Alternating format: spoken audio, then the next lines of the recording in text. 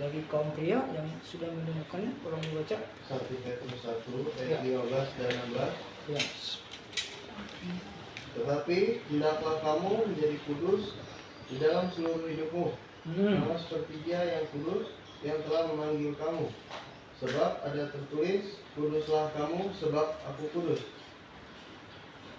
Di sini dikatakan 1 Petrus 1 ayatnya 15 dan 16. Demikian firman Tuhan.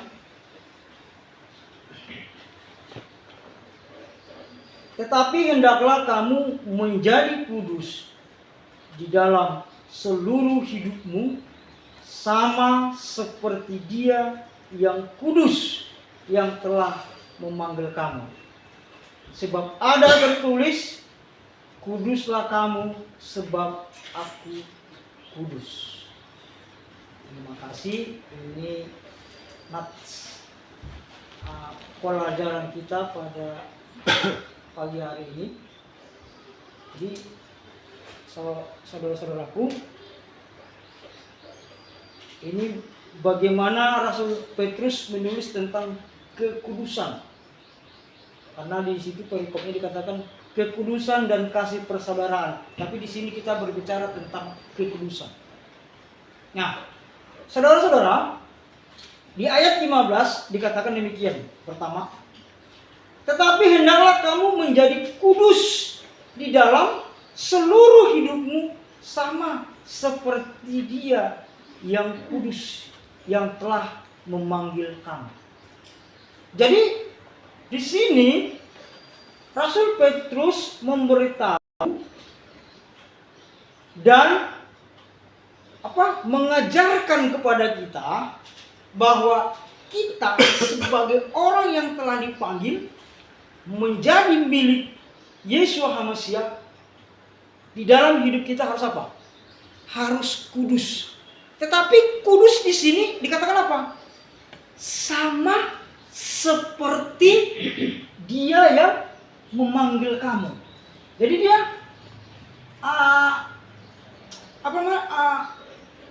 sepadan. Nah ini sepadan. Jadi kalau di bahasa Yunaninya itu ada istilah yang disebut kalau kita belajar tentang kode-kode. Kan kalau bahasa itu ada belajar tentang tensis masa lampau, masa ini ya kan. Nah, jadi ada persesuaian apa sih namanya itu? Susah saya menjelaskan dalam bahasa ini. Jadi di sini kalau dikatakan kudus sama seperti Dia, berarti Dia ini Elohim yang kudus, ini kita. Jadi apa? Kita itu meniru Dia ini, gitu loh maksudnya loh. Paham nggak? Nah ini meniru. Nah, jadi kudusnya Bapa ini memancar ke kita, kita meniru. Sehingga apa? Sama gitu loh. Itu maksudnya kalau di bahasa Yunani itu conjunction. Kalau conjunction artinya cabang gitu loh. Nah, itu cabang. Nah, bercabang Dia. Makanya dikatakan sama seperti Dia yang memanggil. Jadi kalau cabang itu kan gimana kan? Sama seperti ininya kan? Nah, itu loh. Itu maksudnya. Makanya kalau belajar itu nanti kalau kita belajar bahasa. Nah, itu. Jadi dikatakan di sini di ayat 15 ini, menjadi kudus di dalam seluruh hidupmu, sama seperti Dia yang kudus yang telah memanggil kamu. Pertama-tama di sini Rasul Petrus mengajarkan kepada kita harus mengerti dulu bagaimana sih kekudusan Elohim itu, sehingga kita bisa menyerupai Dia. Itu maksudnya. Kita harus tahu dulu kekudusan, arti kudus Elohim itu bagaimana, sehingga kita bisa menyerupai Dia. Nah, ini. Jadi ini yang dimasukkan oleh Rasul Petrus kepada jemaat. Kamu pelajari dulu bagaimana kudusnya Elohim itu. Nah, ini. Kalau kamu sudah tahu bagaimana kudusnya Elohim, kamu tiru, kamu lakukan. Nah, ini. Kamu memiliki. Itu maksudnya Rasul Petrus di sini kepada jemaat. Makanya Tuhan, hendaklah kamu kudus, menjadi kudus di dalam apa? Seluruh hidupmu, totalitas. Sama seperti Dia yang memanggil kamu. Kita sudah, makanya di dalam bahasa Ibrani, kata kudus ini disebut dengan Kodes. Makanya disebut Elohim Maha Kudus. Makanya itu HaKodes. Kalau bahasa Yunaninya Hagios. Ini. Nah, kalau dikatakan Elohim itu Maha Kudus, artinya gini, kita kan sudah belajar pengudusan ya. Ya kan? Kalau disebut Elohim itu kudus, berarti apa? Dia terpisah. Dari apa? Dari dunia ini. Dia terpisah dari ciptaannya. Ini. Dia terpisah karena kekudusannya itulah Elohim itu terpisah dari ciptaannya. Sehingga apa? Tidak ada yang dapat menghampiri Dia. Ini. Berbeda dari apa? Semua ciptaannya. Makanya disebut Elohim itu ajaib. Kenapa? Karena tidak bisa dipahami. Dia bisa dipahami kalau dia apa? Mengungkapkan dirinya. Ini. Jadi kalau kita mengerti tentang kudusnya Elohim, maka demikian kita juga harus mengerti. Karena Elohim itu kudus, dia terpisah. Maka Rasul Petrus di sini memberitahu, kamu juga hidupmu harus terpisah. Dari apa? Dari dunia ini. Dan apa? Dan hidupmu itu dikhususkan. Diperuntukkan. Kan itu kan arti kudus kan? Untuk siapa? Untuk Elohim. Nah ini. Sehingga dengan demikian kita mengerti, oh, saya ini sudah dipisahkan, sudah dikuduskan. Dipisahkan dari dunia, tapi dikhususkan untuk Elohim, dan kita mengerti sifat-sifat Elohim itu bagaimana, keinginan Elohim itu bagaimana. Karena Elohim itu kudus, maka keinginannya juga harus apa? Harus kudus. Ini yang diberitahu oleh apa? Rasul Petrus kepada jemaat. Jadi ketika saya baca ini ulang-ulang, oh, ternyata begini. Jadi bukan hanya sekedar misalnya kudus, oh kudus itu suci. Itu sinonim. Persamaan kata.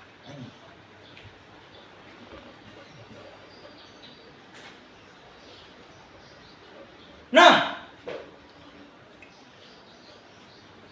coba kita baca dulu 1 Tesalonika 4 ayat 7.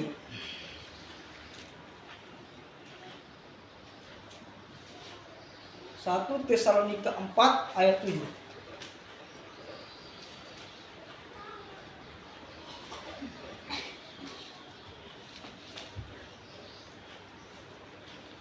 Tesalonika 4 ayat 7. Ya. Elohim memanggil kita bukan untuk melakukan apa yang cemar, Ya. melainkan apa yang kudus. Ini di sini dikatakan apa? 1 Tesalonika 4 ayat 7 dikatakan ini, Elohim memanggil kita bukan untuk melakukan apa yang cemar, melainkan apa? Apa yang kudus.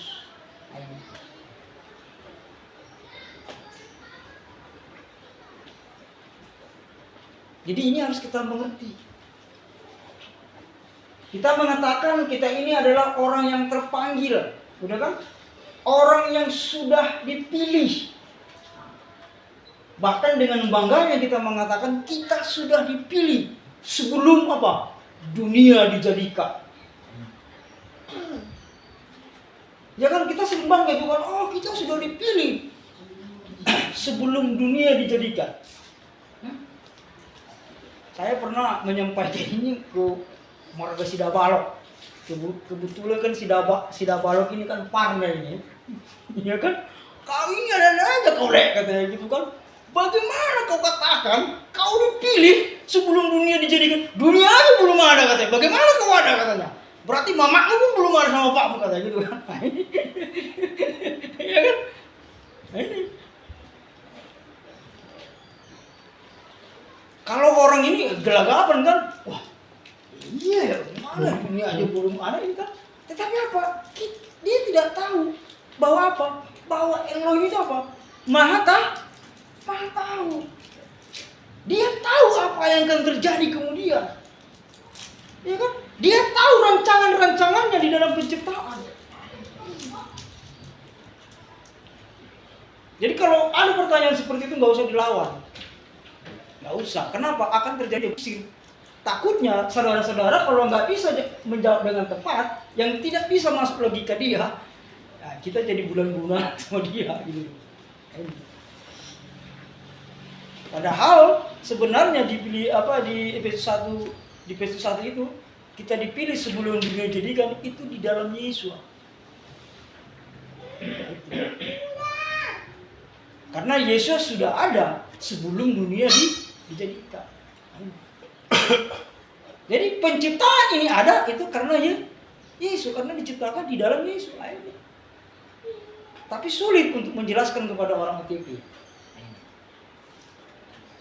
Makanya dikatakan di sini kita dipanggil bukan untuk melakukan apa? Apa yang cemar, melainkan apa yang kudus. Ini harus kita mengerti. Karena dengan bangganya orang percaya, banyak orang mengaku orang percaya, bangga dia. Oh, kita kudus, sekali kudus. Kita kudus, yang benar, ya kan? Tetapi dia lupa. Akan apa? Panggilan kudus itu untuk apa? Ini kan? Dia lupa. Yang enak-enaknya dia terima. Ya kan biasa itu kita manusia, yang enak-enak, yang kira-kira menguntungkan, ya kan? Ya kan? Kita terima. Tapi ketika yang kira-kira sulit untuk dilakukan, kira-kira merugikan kita, membuat kita capek, kita bagaimana misalnya? Ogah. Ya kan? Bahasa anak muda sekarang kan bilang, ogah. Capek gitu loh. Ini. Ketika dibilang kamu harus dipanggil untuk hidup kudus itu kan, mikir dia, gimana ya? Saya masih merokok, ya kan? Saya masih minum, ini kan? Saya masih main judi, nggak susah dia merubah, ini loh, mikir. Tapi giliran enak-enaknya, wah senang kita. Ya kan, bangga, itu kan. Tapi ketika dibentukkan dengan ini, tar dulu lah. Coba dibaca lagi 1 Petrus 5 ayat 10.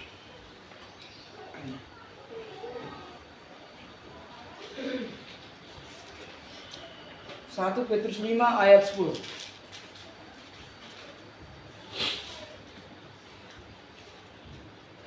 1 Petrus 5 ayat 10. Ya. Dan Elohim, sumber segala kasih karunia, yang telah memanggil kamu dalam Hamasya kepada kemuliaannya yang kekal, akan melengkapi, menyembuhkan, menguatkan dan mengkokohkan kamu. Sudah kamu menderita sekian lamanya. Ini 1 Petrus 5 ayat Nah, di sini kata apa? Dan Elohim sumber segala kasih karunia yang telah memanggil kamu di dalam Yesus Hamasya kepada kemuliaan yang kekal, akan apa? Akan pertama di sini apa? Melengkapi. Berarti orang yang dipanggil untuk menjadi kudus itu apa? Bukan dengan kekuatan kita sendiri. Ada apa? Ada campur tangan Tuhan di dalamnya. Dikatakan siapa? Elohim itu akan apa? Akan melengkapi. Pertama dilengkapi. Berarti apa? Kalau kita ada yang kurang-kurang, apa yang kita butuhkan, apa yang kita perlukan, ada yang kurang, bagaimana? Diperlengkapi. Supaya apa? Pas apa yang kita butuhkan. Dikatakan lagi apa di sini?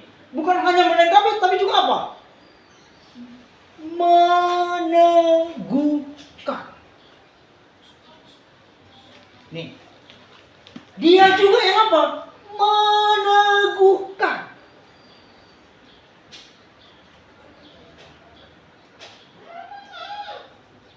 Berarti apa? Kita tidak dibiarkan apa nih? Sendiri. Kita tidak dibiarkannya sendiri. Kita tidak dibiarkannya apa? Putus asa. Nah, ini.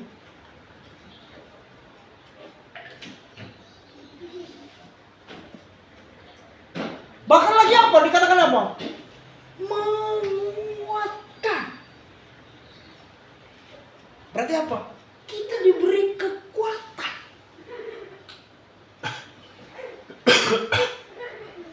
Untuk apa? Menanggung segala sesuatu.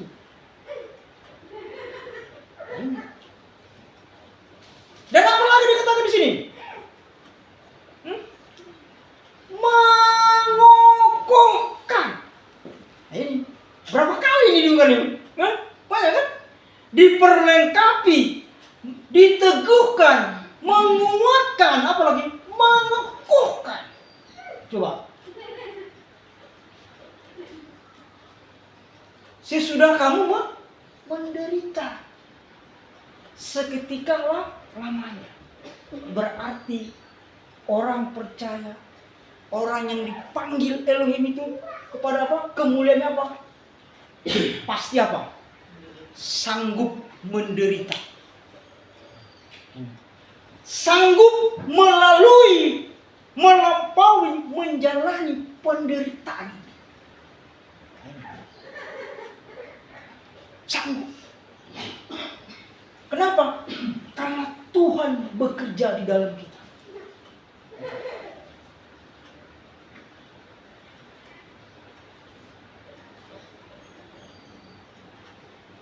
Jadi kalau ada mengaku orang percaya, ya, karena sebuah persoalan,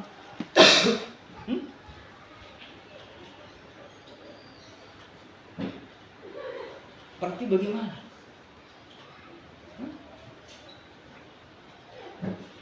Benarkah dia ini apa di dalam Yesus? Benarkah imannya tetap di dalam Yesus?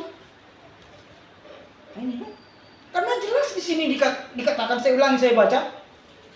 Dikatakan apa? Dan Elohim, sumber segala kasih karunia, yang telah memanggil kamu di dalam Yesus kepada kemuliaan yang kekal, akan apa? Akan melengkapi, diperlengkapi kita. Apa lagi? Meneguhkan, menguatkan, dan apa? Mengokohkan. Sesudah kamu menderita seketika lamanya.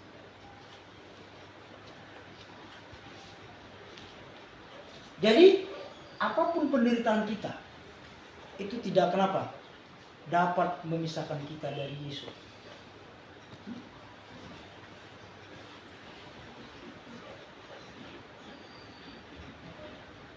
Kan ada lagunya itu kan, kalau nggak salah. Aduh, saya lupa dulu. Apakah yang dapat memisahkan kita dari kasih Yesus? Apakah penderitaan, penganiayaan, ini? Saya lupa lagunya dengan liriknya. Nah, itu ada di, kalau nggak salah di Roma. Saya cari dulu ya. Di Roma 8. Saya cari dulu. Roma 8 itu kita baca. Coba. Kalau nggak salah lagunya di Roma 8 itu.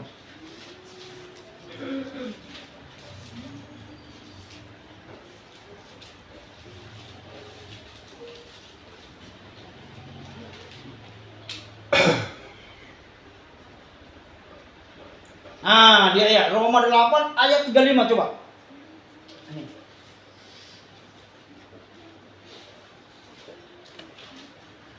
Roma 8 ayat 35 Sampai 38 coba. sampai 38. Iya. Siapakah yang akan memisahkan kita dari kasih manusia? Penindasan atau kesesatan atau penganiayaan atau kelaparan Terus, atau ketelanjangan atau bahaya atau iya. pedang. Ya, Seperti ada tertulis, ya. oleh karena engkau kami ada dalam Ya. bahaya maut sepanjang hari. Kami telah dianggap sebagai domba-domba sembelihan. Tetapi dalam semuanya itu kita lebih daripada orang-orang yang menang oleh Dia yang telah mengasihi kita. Ya. Sebab aku yakin bahwa baik maut maupun hidup, baik malaikat-malaikat maupun pemerintah-pemerintah, baik yang ada sekarang maupun yang akan datang, Terus, habis. atau kuasa-kuasa, baik yang di atas maupun yang di bawah, ataupun sesuatu makhluk lain, tidak akan dapat memisahkan kita dari kasih Elohim yang ada dalam Yesus Masih Tuhan kita. Adakah yang dapat memisahkan kita dari kasih Yesusnya? Mau apa dikatakan? Mau penderitaan, mau ini, dijelaskan secara gamblang di sini. Nggak ada. Itu ditulis oleh Rasul Paulus kepada jemaat di Roma. Nggak ada yang dapat kita memisahkan apa? Kenapa? Karena itu tadi 1 Petrus 5 ayat 10 jawabannya. Ayo. Kita diperlengkapi, diteguhkan, dikuatkan, bahkan apa? Dikokohkan. Ayo.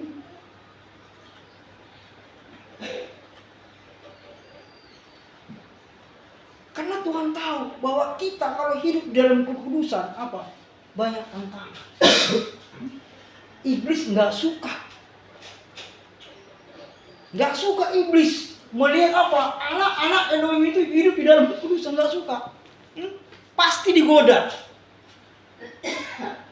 Pasti dicobai oleh iblis.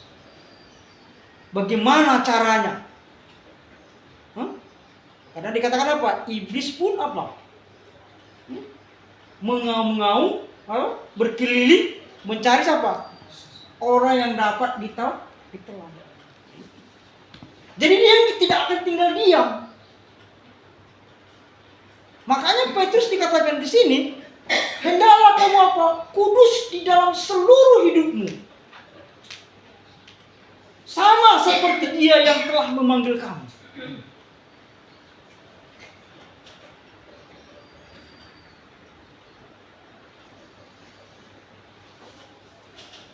Tuhan tahu bahwa memang di dalam manusia yang bersifat daging, tidak mungkin manusia itu dapat hidup dalam kekudusan dengan sendirinya. Tuhan tahu manusia itu lemah. Makanya di dalam 1 Petrus 5 ayat 10 apa? Diberi apa kita tadi? Diperlengkapi. Diteguhkan. Dikuatkan. Bahkan apa lagi? Dikokohkan.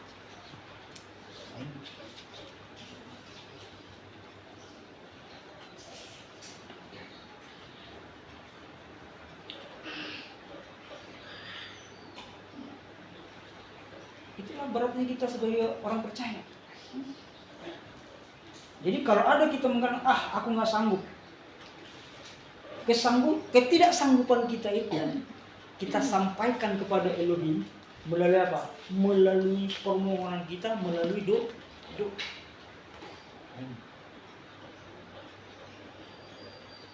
Paulus ketika dia lemah, apa dikatakan? Justru di dalam kelemahan pula apa? Kuasa Tuhan semakin apa? Iya.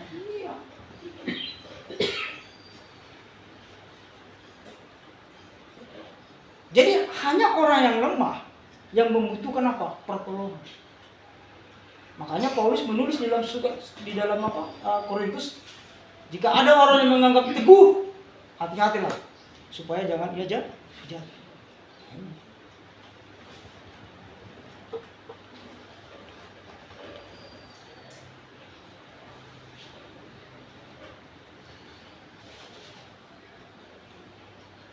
Coba dibaca 2 Petrus 3 ayat 11 dan 12. 2 Petrus 3. 2 Petrus 3.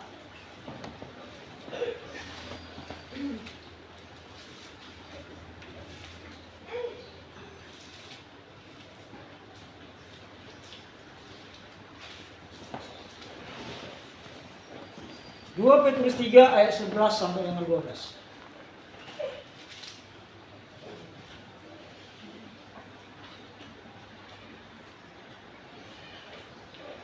Petrus 3 ayat 11 dan 12. Jadi jika segala sesuatu ini akan hancur secara demikian, Ya, betapa suci dan salehnya kamu harus hidup, ya. yaitu kamu yang menantikan dan mempercepat kedatangan hari Elohim. Pada hari itu langit akan binasa dalam api dan unsur-unsur dunia akan hancur karena nyalanya. Di sini dikatakan apa? Jadi jika segala sesuatu ini akan hancur secara demikian, maksudnya dunia dan apa yang ada di dalamnya itu akan hancur. Dikatakan demikian apa? Jadi jika segala sesuatu ini akan hancur secara demikian, betapa suci dan salehnya kamu harus hidup. Yaitu kamu yang menantikan dan apa? Mempercepat kedatangan hari Elohim. Di sini lagi-lagi Petrus mengingatkan supaya apa? Betapa saleh dan sucinya kita harus hidup.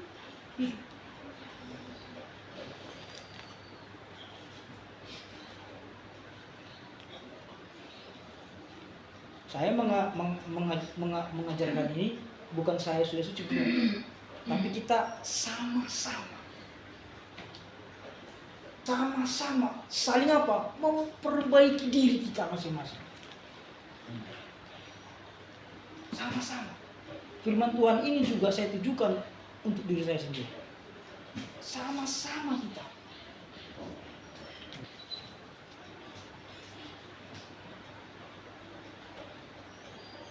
Kita tunjukkan kita orang percaya. Di mana orang percaya itu apa? Harus mengalami sebuah perubahan. Saya katakan berulang-ulang dari sini. Orang percaya harus menunjukkan apa? Perubahan. Kalau dalam hidup orang percaya tidak ada perubahan, saya nggak tahu mau bagaimana. Biasanya usia semakin tua, pola pikir kita juga harus berubah. Sama kayak anak-anak, pola pikir anak-anak kan berubah. Kalau dulu saya suka main kelereng, ya kan? Kalau saya sekarang main kelereng misalnya, ketawain orang kan, suruh nggak malu ini udah bawa bapak juga main kelereng katanya gitu kan? Artinya apa? Sudah tidak pantas. Sama seperti kita. Kalau kita mengaku orang percaya, apalagi yang sudah puluhan tahun, tetapi tidak mengalami suatu perubahan, ya sudah nggak pantas.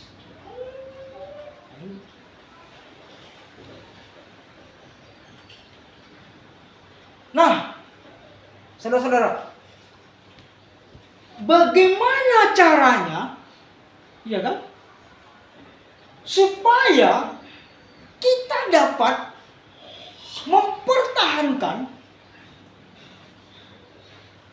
atau memperbaiki supaya apa? Kita bisa menuju kepada kekudusan itu.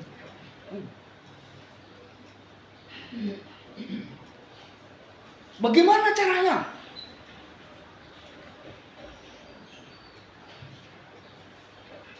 Memang benar Tuhan yang apa tadi? Melengkapi. Tuhan yang meneguhkan, Tuhan yang menguatkan, Tuhan yang mengokohkan. Benar. Tetapi di dalam pekerjaan Tuhan yang menguatkan itu, kita juga apa? Diperlukan Tuhan di dalamnya. Bagaimana caranya supaya kita ini apa? Menjaga kekudusan ini. Coba kita baca dulu.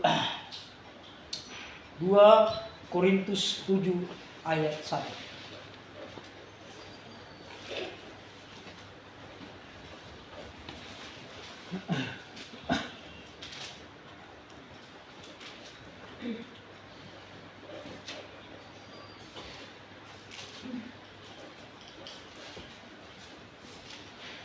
Korintus 7 ayat 1. Ya. Saudara-saudaraku yang dikasih, karena kita sekarang memiliki janji-janji itu, marilah kita menyucikan diri kita dari semua pencemaran jasmani dan rohani, dan dengan demikian menyempurnakan kudusan kita dalam takut akan Elohim. Tolong lagi, saudara Rocky itu diulangi.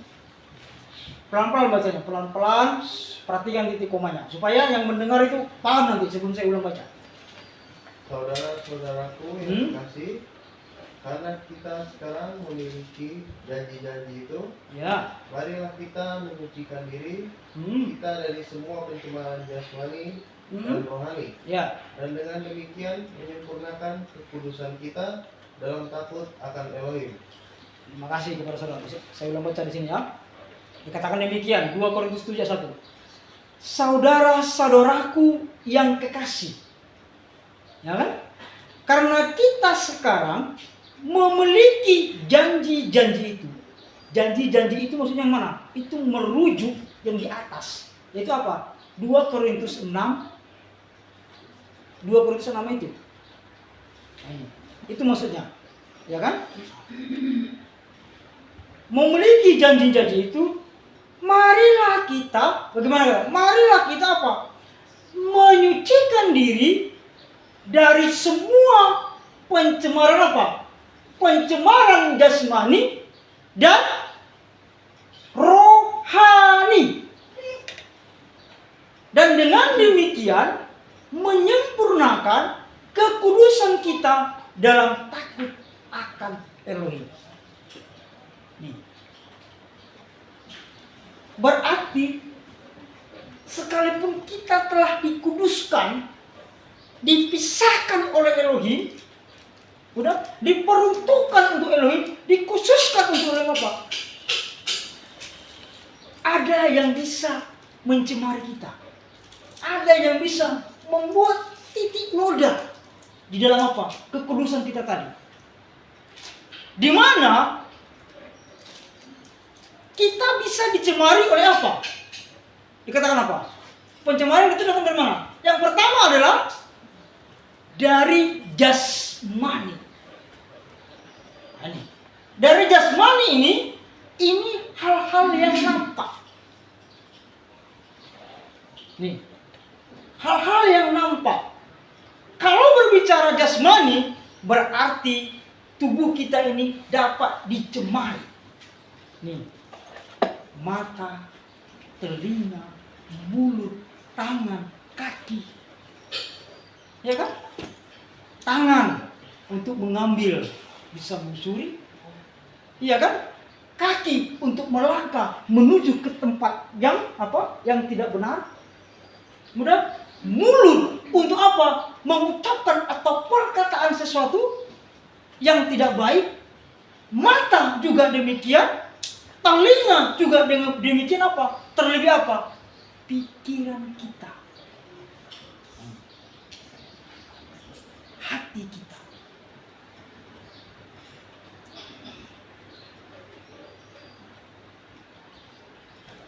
Kita masih suka bertengkar enggak? Hah? Masih suka bersengketa?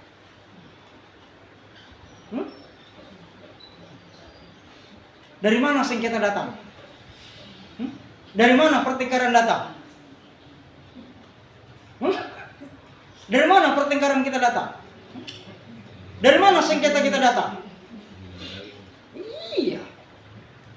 Itu datangnya dari mana? Keinginan. Coba baca itu Yakobus 4 ayat 1 dan 2.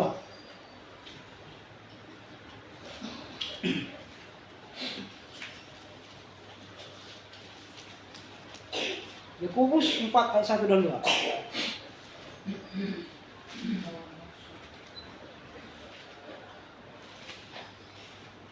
Yakobus 4 ayat 1 dan 2. Ya. Dari manakah datangnya sengketa dan pertengkaran di Ya. antara kamu? Bukankah datangnya dari hawa nafsumu yang saling berjuang di dalam tubuhmu? Ya. Kamu mengingini sesuatu, tetapi kamu tidak memperolehnya. Lalu kamu membunuh. Kamu iri hati, tetapi kamu tidak mencapai tujuanmu. Lalu kamu bertengkar dan kamu berkelahi. Kamu tidak memperoleh apa-apa karena kamu tidak berdoa. Saya jelaskan sedikit. Sini katakan. Dari manakah datangnya sengketa dan pertengkaran di antara kamu? Ini loh. Yakobus ini menulis di antara kamu. Maksudnya di antara nih, orang percaya. Karena apa? Karena Yakobus menulis surat ini untuk orang percaya. Dengan demikian, Yakobus mengakui bahwa apa? Sama-sama orang percaya pun bertengkar. Paulus pernah nggak berselisih? Paulus pernah berselisih. Dengan siapa? Ya kan? Kenapa mereka bertengkar? Karena keinginan. Paulus ingin apa?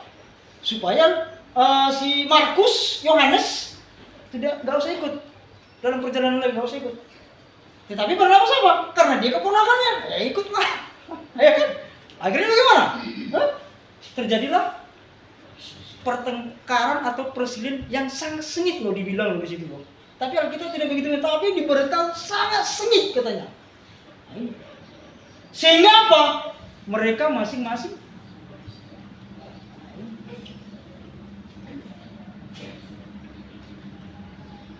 saya teruskan.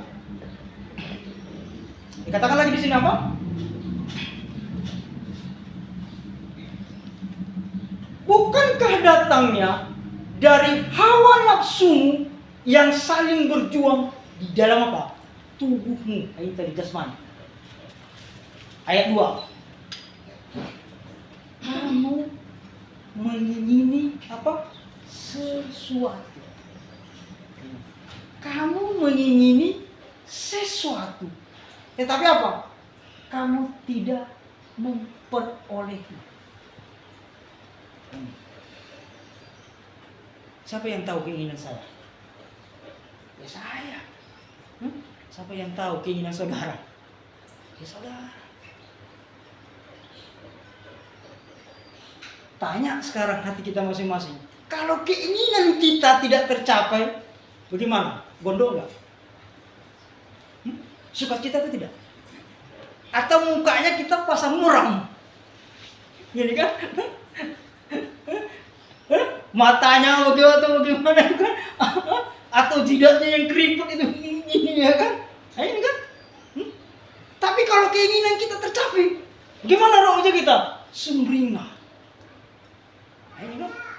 Saya rasa nggak ada kalau keinginan seseorang itu tidak tercapai dia sukacita. Pasti. Ya kan?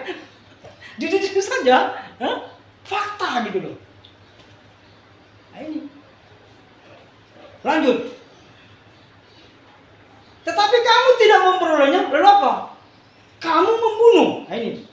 Maka keinginan yang tidak tercapai akan mengakibatkan apa? Terjadi pembunuhan. Yang kedua apa?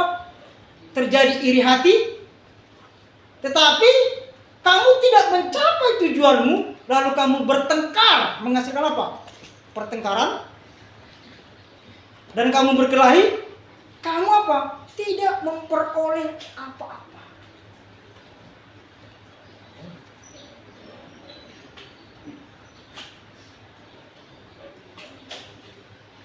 Inilah yang mencemari kita.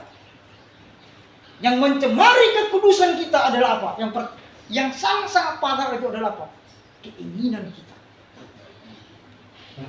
Karena manusia pertama, Adam, terlebih Hawa, dia jatuh karena apa? Keinginannya.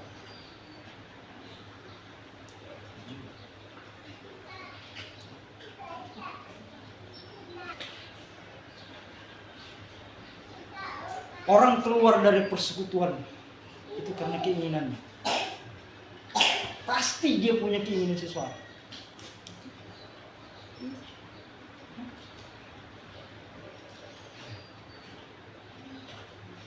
Makanya kita kontrol keinginan kita itu.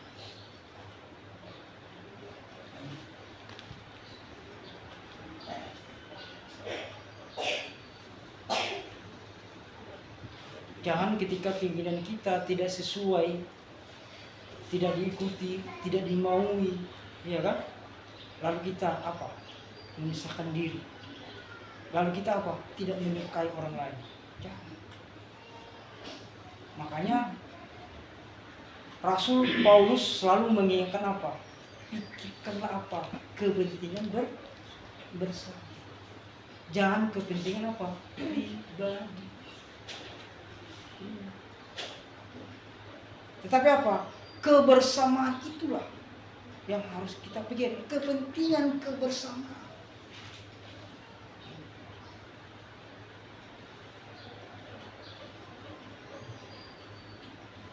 Tetapi kadang untuk mencapai keinginan kita pribadi apa? Kita menyeret-nyeret orang lain. Iya.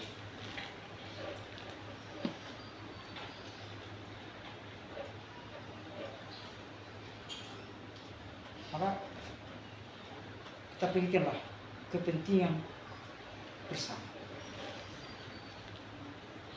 Perhatikan juga kepentingan orang lain.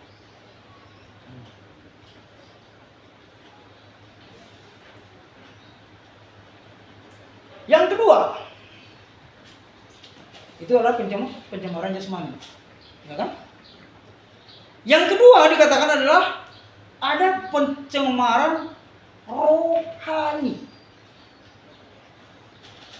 Pencemaran rohani dari mana datang? Apa yang mencemari rohani kita? Apa yang mencemari hubungan kita dengan Elohim?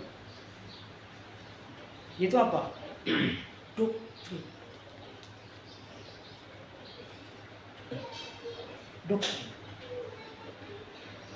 Doktrin yang salah akan apa? Akan membuat kita apa? Mencemari kerohanian kita.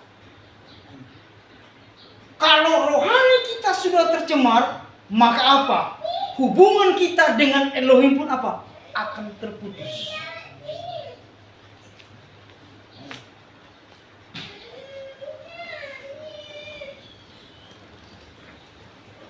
Akan terputus.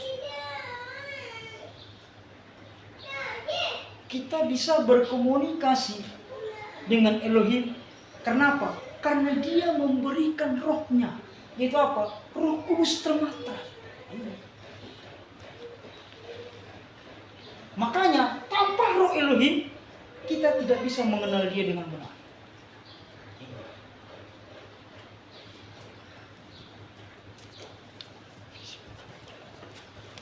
Hati-hati dengan doktrin. Coba dibaca dulu.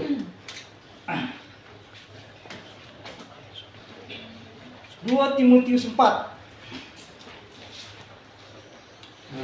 ayat 3 sampai dengan 4.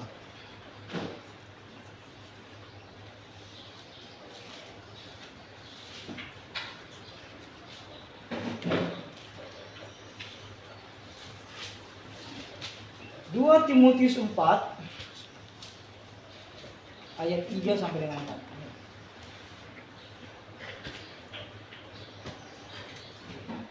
Timotius 4 ayat 3 dan 4.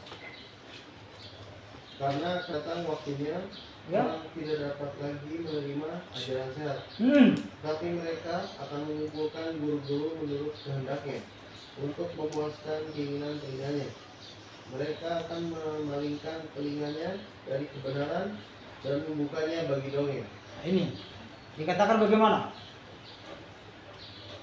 Karena akan datang waktunya orang tidak dapat lagi menerima ajaran sehat, tetapi mereka akan apa? Mengumpulkan guru-guru menurut apa? Menurut kehendaknya, menurut keinginannya. Untuk apa? Memuaskan keinginan apa? Telinganya. Ini. Kalau misalkan guru-guru yang dikumpulkan itu apa? Siapa sih yang mengumpulkan guru-guru di sini maksudnya? Jemaat kan yang mengumpulkan guru-guru kan? Tapi coba dibaca kembali. Karena akan datang waktunya orang tidak dapat lagi apa? Menerima ajaran sehat. Tetapi apa? Tetapi mereka. Berarti apa? Mereka jamak, kumpulan. Mereka kenapa? Mengumpulkan apa? Guru-guru menurut kehendak. Jadi apa? Suatu kumpulan itu yang apa? Yang kenapa? Mencari guru-guru. Ini loh. Dia yang kumpulan itu yang mencari guru-guru. Lalu apa? Disuruh mengajar sesuai dengan apa? Hah? Keinginannya. Nah, ini loh. Nah, ini. Hah? Jadi mereka itu jadi suatu kumpulan itu yang mencari guru-guru untuk apa? Nih, untuk memuaskan gini. Udah. Kamu ngajar dulu di tempat saya. Hah? Tapi kamu harus buat nanti itu menyenangkan mereka ya. Jangan sampai mereka nggak senang ya. Ya kan memuaskan kan untuk memuaskan telinganya kan? Ya kan? Nah, ini. Berarti dibikinlah semacam cerita berdongeng, ya kan? Gini. Ya penting apa? Jemaat orang-orang suatu kumpulan itu apa? Ngakak, ya kan? Lucu ya, bapak itu lucu ya. Kalau bapak ini ya enak ya gitu kan? Padahal hanya itu apa? Menyenangkan telinganya saja. Berarti apa? Bukan suatu kebenaran. Lanjut. Dikatakan sana lagi. Tetapi mereka akan mengumpulkan guru-guru menurut kehendaknya untuk apa? Untuk memuaskan keinginan telinganya. Lalu apa? Mereka akan memalingkan telinganya dari kebenaran dan membukanya bagi dongeng. Jadi ketika suatu kebenaran disampaikan apa? Dipalingkan. Nih. Dongeng itu. Nah, ya kan? Kalau nggak sesuai dengan keinginannya, udah, gak usah panggil lagi dia untuk ngajar. Ini. Makanya sekarang ini banyak status pelayan Tuhan, yang dipanggil itu, ya kan?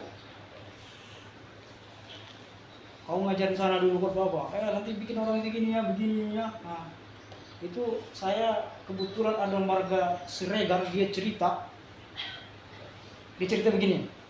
Katanya ada suatu kumpulan gereja mengajak dia.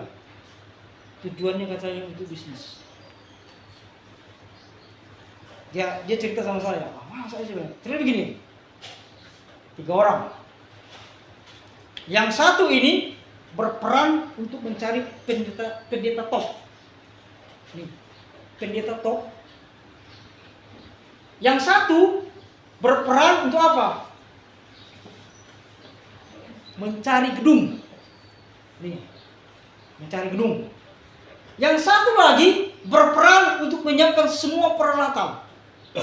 Kayak musik, ya kan, sound system, penari-penari, itu kan? Nah, ini. Nanti kalau ini dibagi 3 katanya. Ini cerita sama saya. Sekian untuk pendeta, ya kan? Sekian gedung, sekian peralatan, sisa dibagi 3. Bisnis. Itu. Dalam hari Minggu 4 kali pertemuan. Wah, masa sih Lek? Dia bilang, iya Lek katanya. Gitu Lek katanya. Tapi hati nurani saya menolak, saya nggak mau. Yang begitu Lek katanya. Dia carilah itu pendeta-pendeta yang top-top katanya gitu kan. Nah, itu. Nanti kalau di lalu dibikinlah suatu poster, ya kan? Ibadah di misalnya di di mall ini di lantai sekian atau di hotel ini lantai sekian, ya kan? Jam sekian, jam gelombang pertama dengan pendeta ini katanya kan. Kan orang misalnya kalau pendeta tuh kan kayak yang dulu kan banyak itu yang datang kan. Nanti apa? Dari pemberian itulah semua itu. Itu cerita sama saya. Hebat juga mereka bilang, iya lah. Jadi persekutuan itu sudah dijadikan ladang bisnis. Itu Marcus Regan. Kebetulan istrinya bulan Baho. Nah, Baho sama sedang bilang kan sama. Itu cerita sama saya. Pembagiannya itu, yang satu mencari memontak apa? Pendeta yang top. Nih, yang terkenal nih, yang top. Yang dua, yang satu lagi ini berperan cari gedung. Ini kan. Terus yang ini lagi menyediakan nih sound system. Peralatan ala-ala musik. Nah, ini. Nanti pembayaran untuk pendeta berapa, gedung berapa, untuk biaya-biaya ini peralatan musik berapa, sisanya dibagi 3. luar biasa, ya kan? Nah, ini dijadiin bisnis. Itu. Makanya mereka itu bagaimana? Ya khotbah hanya untuk menghibur. Bukan kebenaran yang disampaikan. Ya tergenapilah firman Tuhan. Ya, tergenapi firman Tuhan. Jadi hati-hati kita dari pencemaran rohani ini. Ya hanya sukacita yang sebentar, keluar dari gedung itu sukacita enggak? Ya. Coba gereja-gereja yang besar itu, mereka saling mengenal enggak? Satu dengan yang lain? Enggak.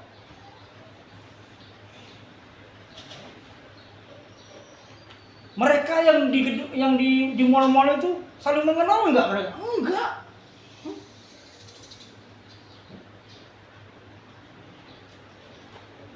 Padahal persekutuan itu adalah apa? Suatu tujuan. Jadi fungsinya sudah mulai. Dan Paulus sudah menulis, sudah mengingatkan kepada apa? Timotius.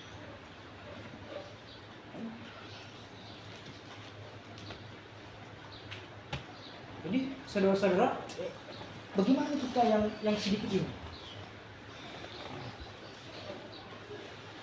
Mari kita jaga diri kita. Supaya apa? Jangan sampai dicemari oleh keinginan jasmani. Terlebih dari apa? Pencemaran rohani. Terima kasih. Mudah-mudahan firman Tuhan ini semakin mengokohkan iman kita. Sampai Tuhan Yesus datang menjemput kita di awan-awan. Amin. Kita berdoa.